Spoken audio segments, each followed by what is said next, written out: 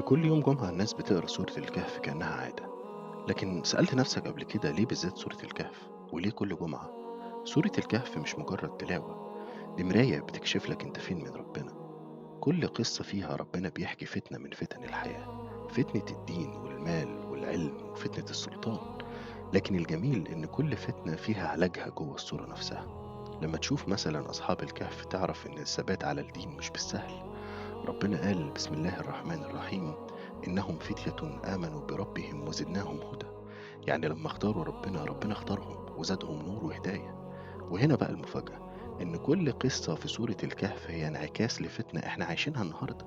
فتنة المال مثلا زي صاحب الجنتين اللي قال: ما أظن أن تبيد هذه أبدا. زي اللي النهاردة فاكر إن نجاحه مضمون وإن النعمة مش ممكن تزول.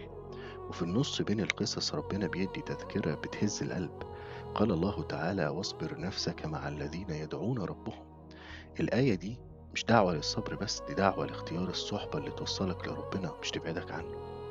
اسمعني كويس، لو بتقرأ سورة الكهف بقلب حاضر هتحس إنها بتحكي لك أنت، بتفكرك إن الدنيا مش دايمة، وإن النور الحقيقي هو نور الهداية.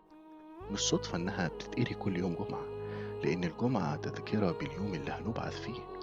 سورة الكهف نور ما بين الجمعتين، نور يحميك من ظلم الدنيا ومن أعظم ظلم، ظلم القلب البعيد عن ربنا. اقراها المرة اللي جاية كأنك بتسمع ندى من ربنا، مش مجرد ورد. كأن ربنا بيقولك: ارجع لي قبل ما تغرق في فتن الحياة.